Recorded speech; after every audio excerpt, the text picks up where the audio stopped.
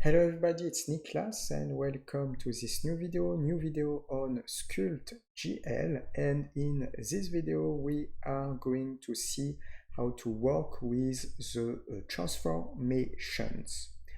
You can subscribe to this YouTube channel if you like the content. First link on the description, the complete course SculptGL is available, so if you want to learn this software or if you prefer this application, starting from scratch with curve structure, it will be on the first link on the description. You will see the models, session of the course, what you will be able to learn in this training course. Second link on the description, it is the website in link with this YouTube channel. You can discover software in this YouTube channel. You can have basics of this software, and second link on the description, it is like an online school. You can pick any graphic courses and you can learn any graphic software. Second link on the descriptions. So we are going to start with the transformation in SculptGL. So here I have this sphere, as you can see. So the first thing that you need to understand is you have the tools to edit this sphere, to scale the sphere, rotate the sphere, and to move the sphere. And for this, when you go on the right, sculpting and painting, you can find transform. So you can switch for transform, and after to switch for transform, you have the sphere here. And for example, this sphere, you can dragging and moving the sphere on the x-axis, moving on the z-axis, moving on the y-axis as well. If you want to scale your sphere proportionally, you have this orange circle and you can scale your object proportionally. If you scale with this cube, the green cube, it will be scaled on the y-axis. The red cube, it will be scaled on the x-axis, and this cube, it will be scaled on the z-axis.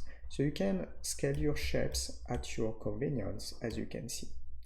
You have also the possibility directly when, for example, you are here to create some rotation, just like this, on the y-axis, on the z-axis, and also on the x-axis as well. So you can start with any basic shape and you can make any type of transformation. Let's just take a look. I'm going to press delete on the keyboard and I can just add a sphere, and when I have the transform tools, I can directly move the sphere at my convenience. If I want to scale, I can scale. I can go on here, I can add, for example, a cube. I have still my transform tools. I can, for example, scale this cube. I can move the cube at my convenience. You can move also on two axes at the same time with this type of rectangles in the middles.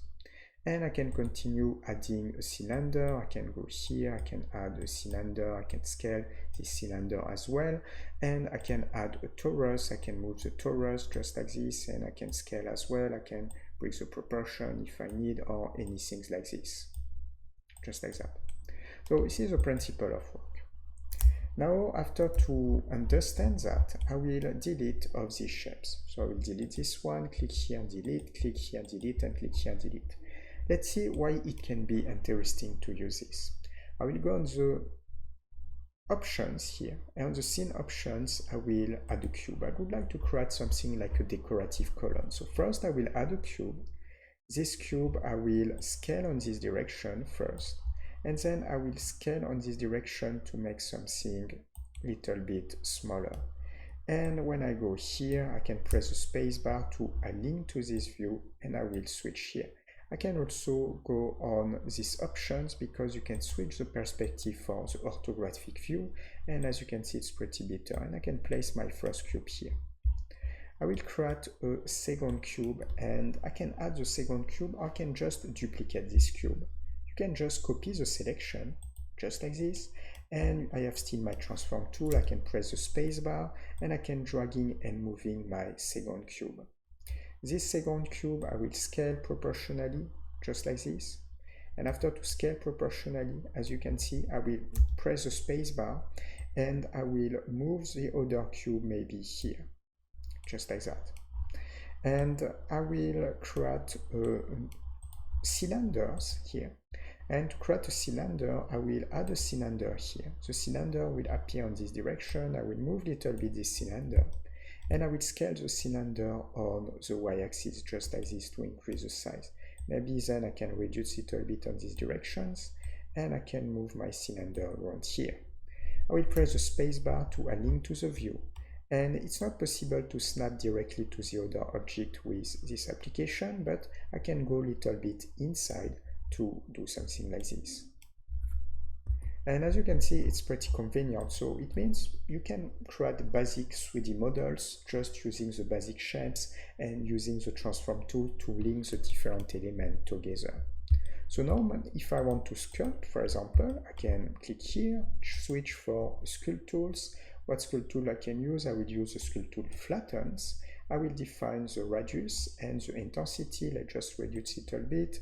And when I go here, I will reduce it a little bit more, and as you can see, I will flatten to make something a little bit broken. I can reduce it a little bit, and I will flatten all this type of things on this area. I have the symmetry activated, as you can see, so it means going to work on the two sides as well. So for example, I can just make something a little bit broken using these flatten tools. And I can switch for this object, so left click here to activate this object, and I will do the same type of thing. So I'll just make left click multiple times to make something a little bit broken on this area. I can switch to this area, and I will make something a little bit broken, for example, as well, just like this. I can also put more here, and I can sculpt with a base. So you can create a strong base with your basic shapes, and after you can activate the sculpt tools. I can also put this cylinder active, and it is same. I can use something like flatten, increase a little bit the size, decrease the intensity. As you can see, we can flatten like this. I can also invert here. This is negative, so I can change and not put negative to go a little bit outside using these tools. So here I will add a little bit materials on this. Not really materials, just area on my columns, just like this. And I can go in the top, I can switch negative again, and as you can see, I can make something a little bit broken, just like this.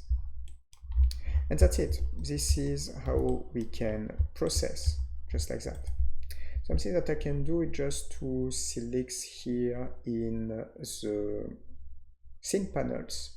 I will deactivate darken, unselected, show grid, and we have created something like this. So we are going to stop here for this video. If you like these videos, subscribe to this YouTube channels. First link on the description. The complete course SculptGL is available. So if you want to learn this software, or if you prefer this application starting from scratch with the course structure, it will be on the first link of the description. Multiple hours of training content to master SculptGL, and the aim is to be able to sculpt different type of things and to master 3D sculpting with this application. In the second link on the description, it is a website in link with this YouTube channel. You can discover software, have basics of this software in this YouTube channel, and second link on the description, it is like an online school.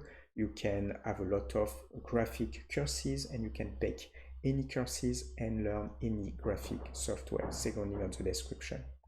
And for the next video on these channels, see you. Ciao, ciao.